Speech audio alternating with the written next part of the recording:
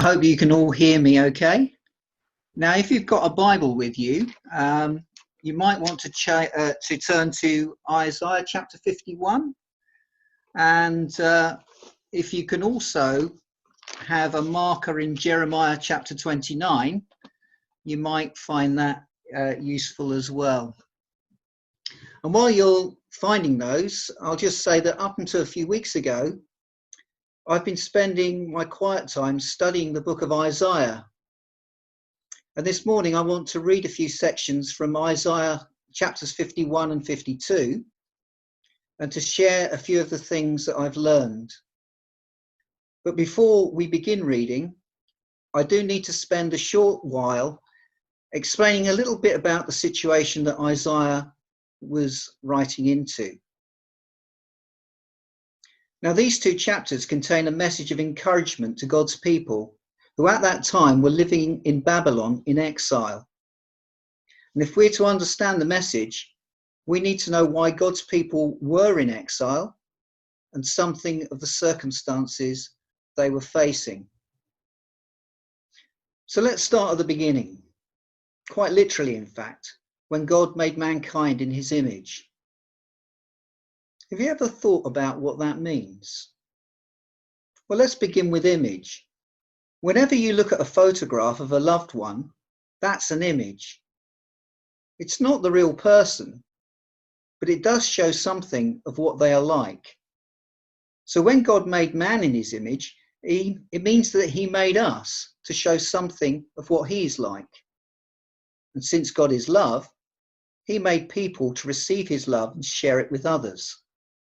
God made people to represent him on the earth.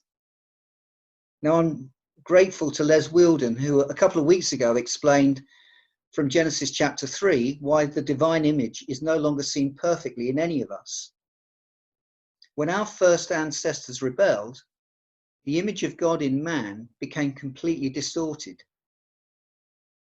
I find it helpful to think of it as being a bit like trying to look at your own reflection in a mirror that's been cracked into thousands of pieces.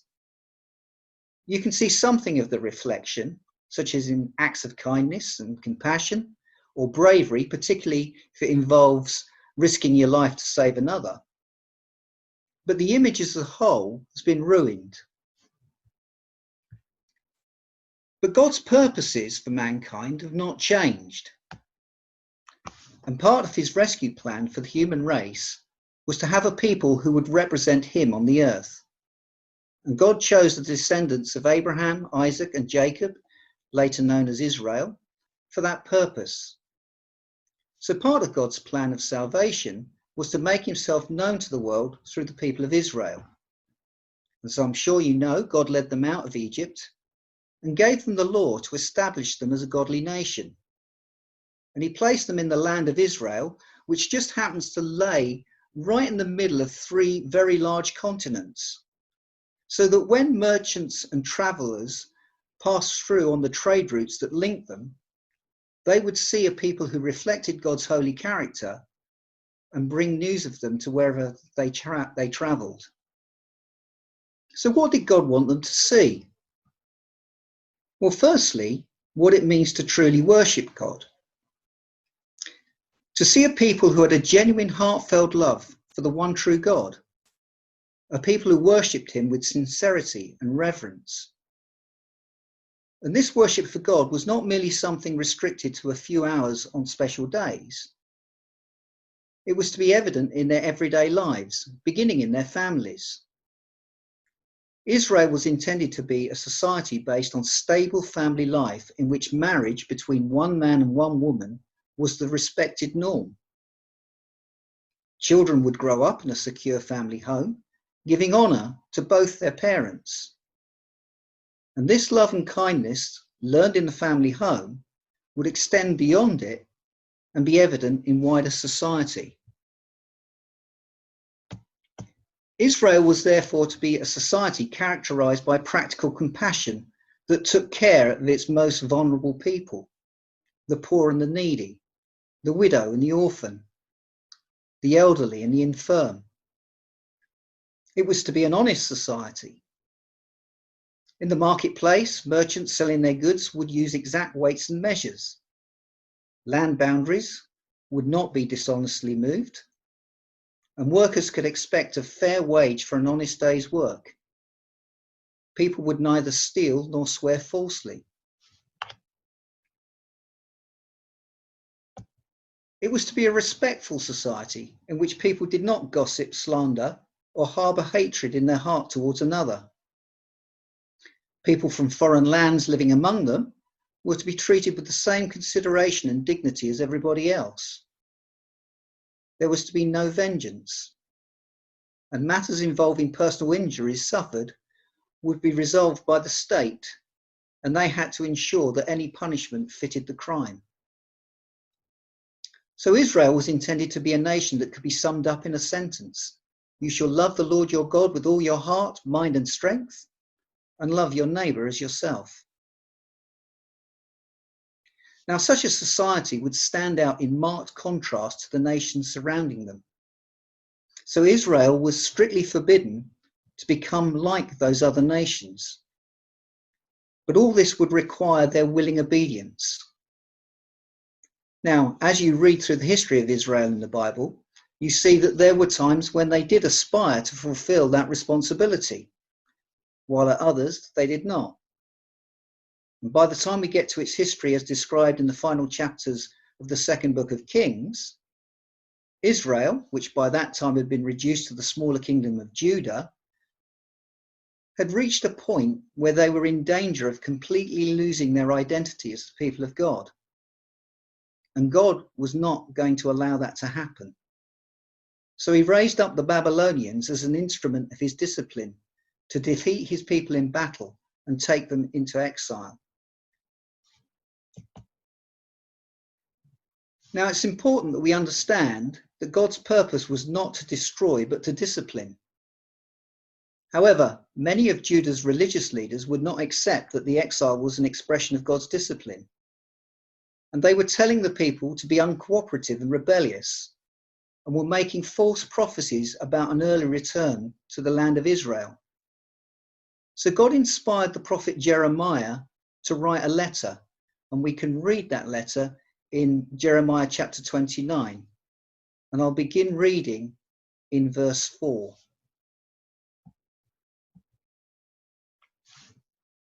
This is what the Lord Almighty, the God of Israel, says to all those I carried into exile from Jerusalem to Babylon. Build houses and settle down. Plant gardens and eat what they produce. Marry and have sons and daughters. Find wives for your sons and give your daughters in marriage, so that they too may have sons and daughters. Increase in number there, do not decrease. Also, seek the peace and prosperity of the city to which I have carried you into exile. Pray to the Lord for it, because if it prospers, you too will prosper. And then a little later on in verse 10, he goes on to write, when 70 years are completed for Babylon, I will come to you and fulfill my good promise to bring you back to this place. For I know the plans I have for you, declares the Lord. Plans to prosper you and not to harm you. Plans to give you a hope and a future. Then you will call on me and come and pray to me, and I will listen to you. You will seek me and find me when you seek me with all your heart. I will be found by you, declares the Lord, and will bring you back from captivity. So the expectation was that God's people could live peaceful lives, actively participating in Babylonian society, and at the same time rediscover a hunger for God and a new desire to be his people. Now, from a position of hindsight, we can see how God was working behind the scenes. In the early years of exile, God arranged for the prophet Daniel to be raised to a position of high office, where he could influence the Babylonian king, King Nebuchadnezzar, to deal favorably with God's people. However, just over halfway through the exile, Nebuchadnezzar died, and he was eventually succeeded by a man called Belshazzar. Unlike Nebuchadnezzar, Belshazzar had complete contempt for the people of God, and this opened the way for them to be oppressed. Now, during the exile, some of the people did begin to truly seek God, and this became evident in the way that they lived. Now, the Bible tells us that anyone who seeks to live a godly life will be persecuted, and they were. They were sustained, though, by the hope that they would one day return to the land of Israel and rebuild Jerusalem. But after many years of suffering, they became disheartened. There was little sign that Babylon's strength was waning, and hope of a future return began to appear increasingly unlikely.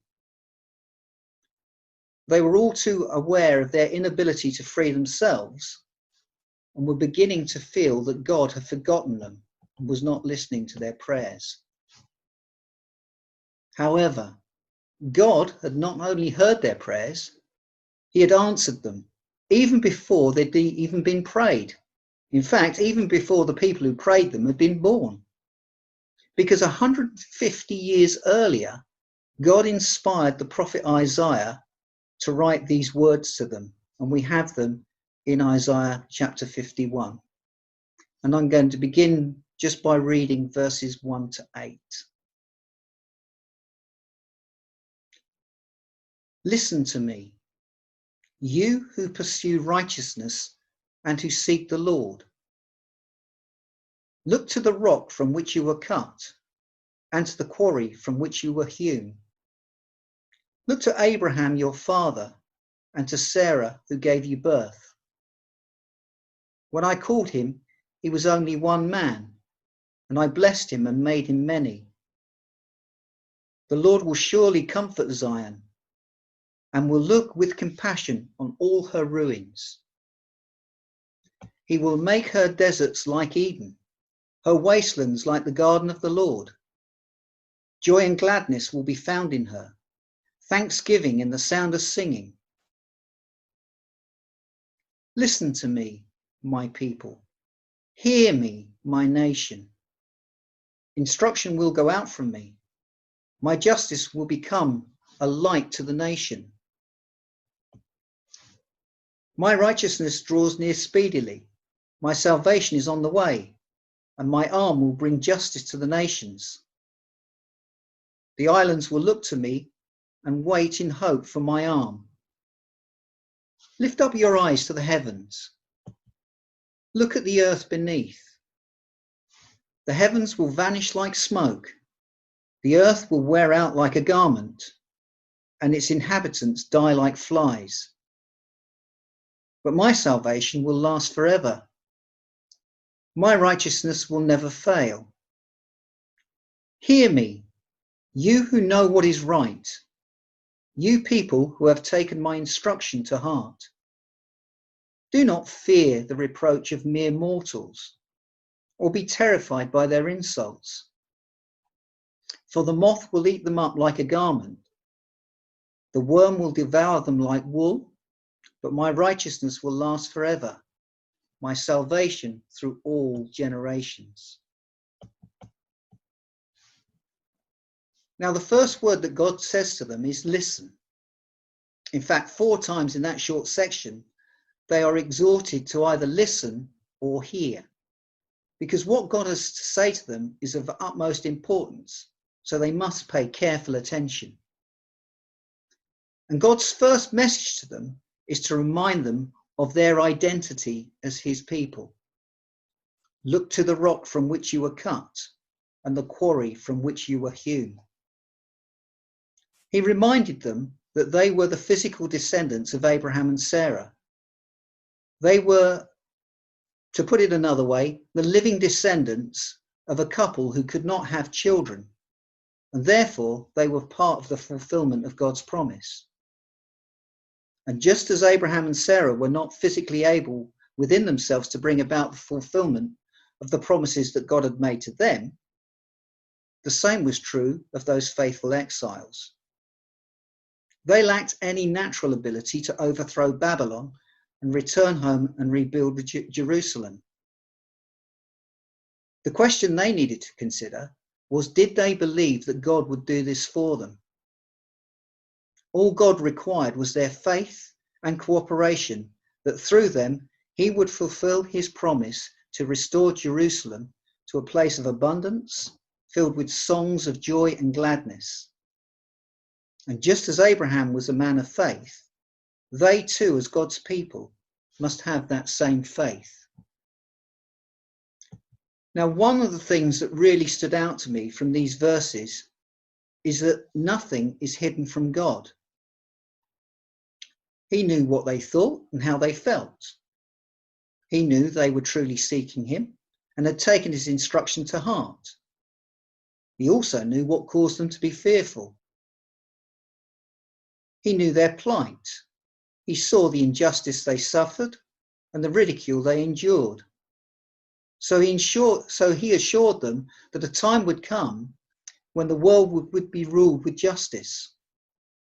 But for now, they needed to remember to hold on to things of eternal value, such as righteousness and salvation, and not to set their hopes on the things of this world, which are destined for destruction. And in concluding this section, God encouraged them not to fear those who reproached them for living by his standards. God revealed to them something of the pitiful condition of those who attack God's people. There's something eating away at them from the inside, in much the same way as moths eat away at garments. Now, in verses 9 to 11, they show how the people responded. And I'll leave those for you to read and consider for yourselves in your own time. It seems that God not only anticipated the prayers of the exiles 150 years in advance, he also anticipated how they would receive his message. But I want to move on to verses 12 to 16, where God speaks to them again. I, even I, am he who comforts you. Who are you that you fear mere mortals, human beings who are but grass, that you forget the Lord your Maker, who stretches out the heavens and who lays the foundations of the earth, that you live in constant terror every day because of the wrath of the oppressor who is bent on destruction? For where is the wrath of the oppressor? The cowering prisoners will soon be set free. They will not die in their dungeon, nor will they lack bread. For I am the Lord your God, who stirs up the sea so that its waves roar. The Lord Almighty is his name. I have put my words in your mouth and covered you with the shadow of my hand. I who set the heavens in place, who laid the foundations of the earth, and who say to Zion, you are my people.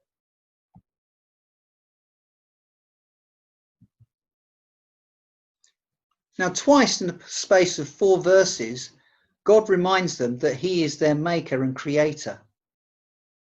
In fact, if you read through Isaiah chapters 40 through to 55, this is repeated over and over again. So why did God need to repeat this so many times? It's probably because they kept forgetting.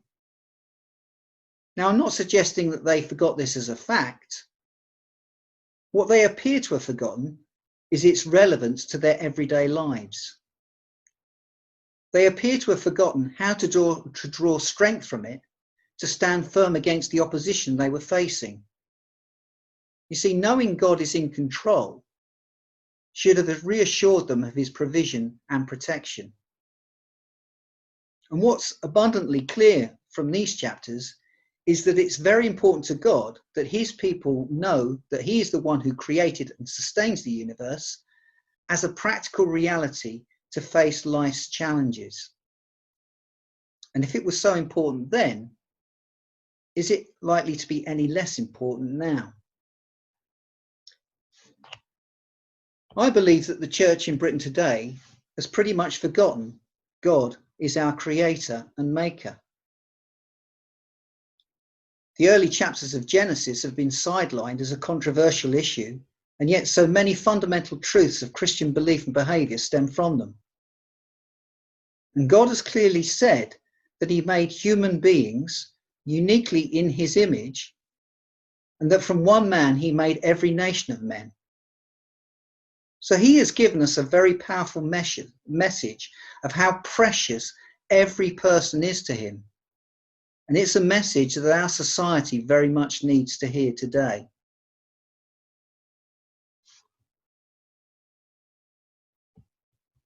Now, in verses 17 to 23, God speaks again. Awake, awake, rise up, Jerusalem, you who have drunk from the hand of the Lord, the cup of his wrath, you who have drained to its dregs the goblet that makes people stagger. Among all the children she bore, there was none to guide her. Among all the children she brought up, there was none to take her by the hand. These double calamities have come upon you. Who can comfort you? Ruin and destruction, famine and sword, who can console you? Your children have fainted. They lie at every street corner, like antelope caught in a net. They are filled with the wrath of the Lord, with the rebuke of your God. Therefore, hear this, you afflicted one, made drunk, but not with wine.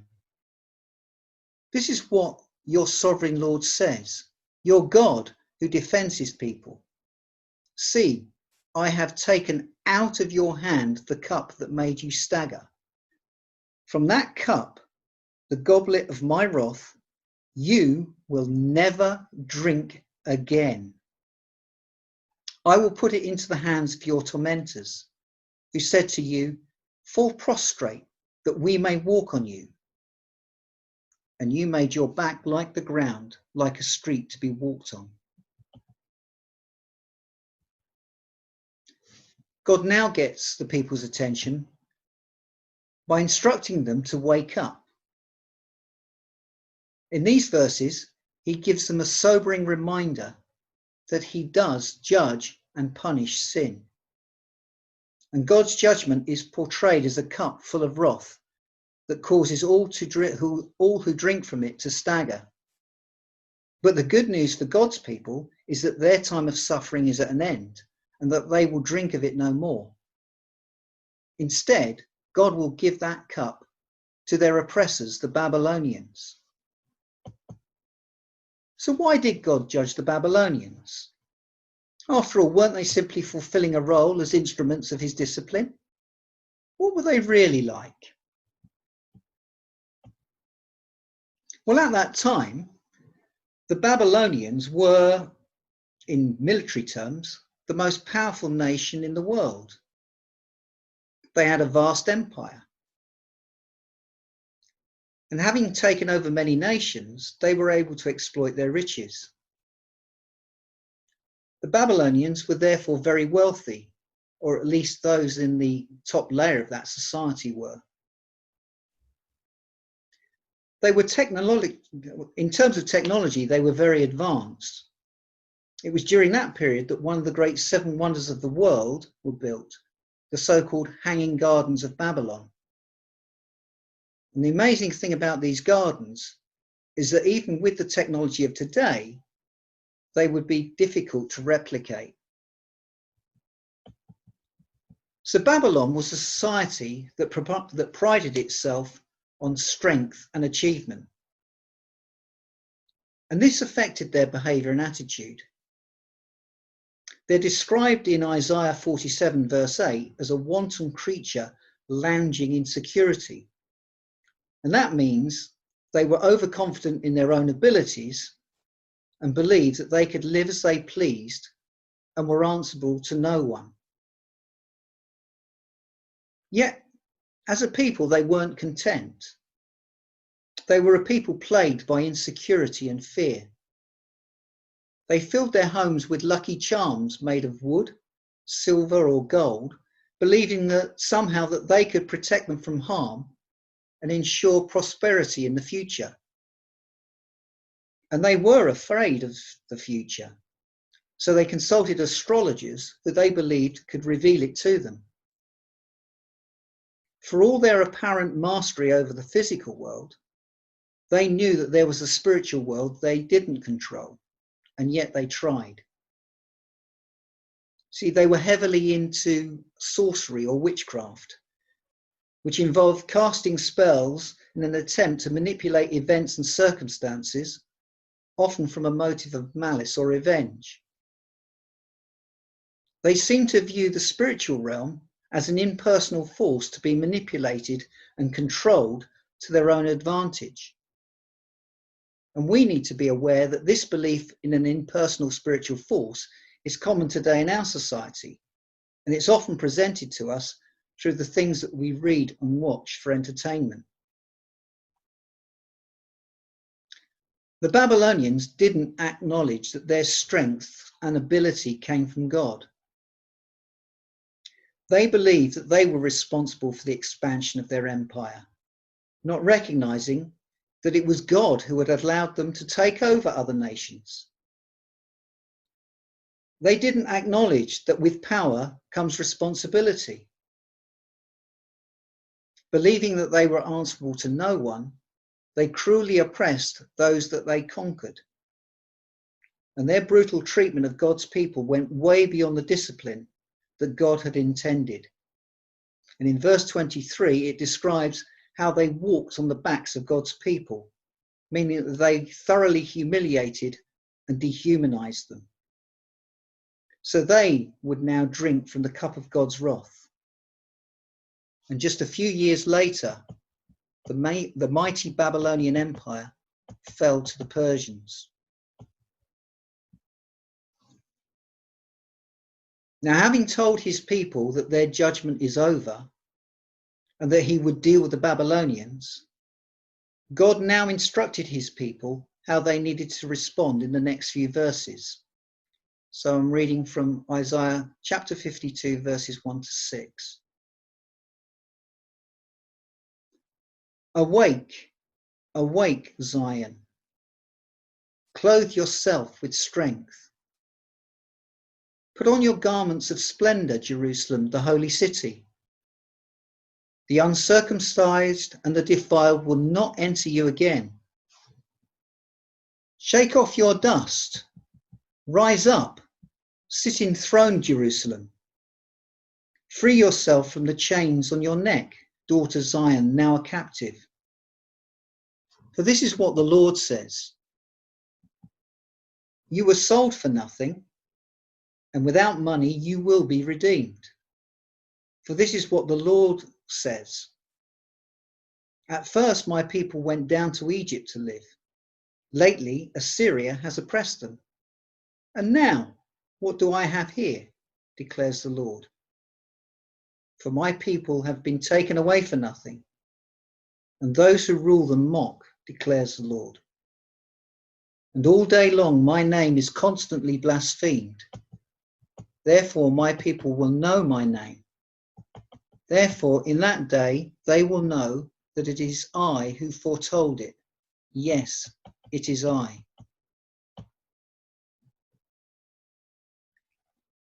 Knowing that they would never drink again from the cup of God's wrath meant that there was no longer any reason for God's people to remain downcast. They could pick themselves up, shake off the dust, and put on clothes of strength and garments of splendor. Now we too as Christians have received the news that we will no longer have to experience God's wrath, since Jesus took our sin upon himself when he shed his blood upon the cross. And God raised him from the dead as proof that Jesus' perfect sacrifice of himself was accepted. And when we believe that our sins have been forgiven and that we have a right standing before God, our past sins should no longer weigh us down and keep us in the dust. We too can arise and put on the righteous robes and garments of salvation that Christ has given us. So what do these garments of salvation look like? Well, in Colossians, Paul writes these words: "Therefore, as God's chosen people, holy and dearly loved, clothe yourself with compassion, kindness, humility, gentleness, and patience. Bear with each other and forgive one another if any of you has a grievance against someone. Forgive as the Lord forgave you. And over all these virtues put on love, which binds them all together in perfect unity." The robes of righteousness that God freely gives to believers is his character. Salvation involves restoring the image of God in us. We are being restored to our original purpose, which is to show what God is like. And he not only changes our outward appearance, but changes us inwardly by sending his Spirit, his Holy Spirit, into our hearts to bring about that transformation. It's not something we can do for ourselves. This is God's gift freely given to us. Now, verses 7 to 10 contain the people's response, which again, I will leave for you to read and consider in your own time. But in concluding, I want to skip now to God's final instruction to his people, which is given in verses 11 and 12.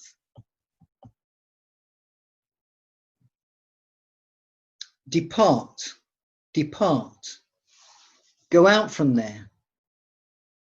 Touch no unclean thing. Come out from it and be pure, you who carry the articles of the Lord's house. But you will not leave in haste or go in flight, for the Lord will go before you, and the God of Israel will be your rear guard.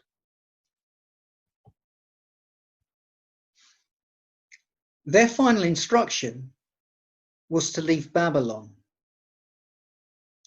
Now, for many of those receiving this message, life in Babylon was all they had known. Many would have been the second or possibly even the third generation of those who had been taken into exile. And although Babylon was the land of their birth, it was not their true home. They were to leave their old life behind and begin a new one. And this new life would start with a journey that would be hazardous and long. But God would be with them, in front to guide, and at the rear to guard and protect. And it would be a journey of purpose, for they were being called home to rebuild a city and a temple to represent God upon the earth. Now, this call to leave Babylon has many parallels with the Christian life that we've been called to.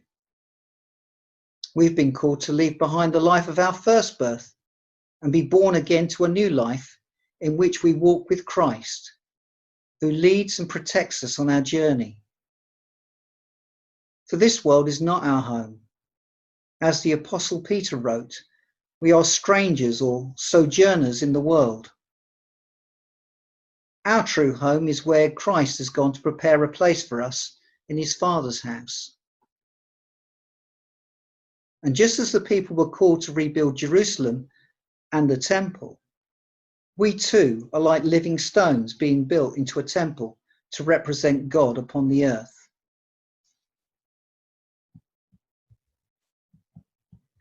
So what have we learned about God? Firstly, that God communicates with his people. He hears their cries and he speaks into their situation.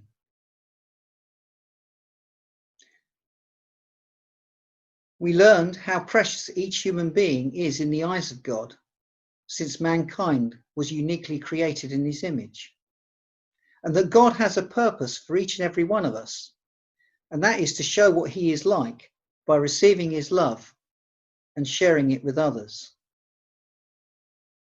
We learned that he loves and disciplines his people so that his image can be seen in us more and more clearly. He knows our hearts and our circumstance. He knows the strength of the opposition we face and equips us to overcome fear and stand firm in the face of it, usually by reminding us who he is and what he has done. We learned that he does and will punish sin. However, he has made a way of salvation and gives it freely to those who will humble themselves and ask for it. And finally, he has called us out of this world to walk with him. And as we do so, he restores his image in us to show the world what he is like. And by the power of his Spirit living in our hearts, he equips and enables us to represent him, which is why he created us in the beginning. May God bless you all. Now I'd just like to hand back to Pete. Thanks very much.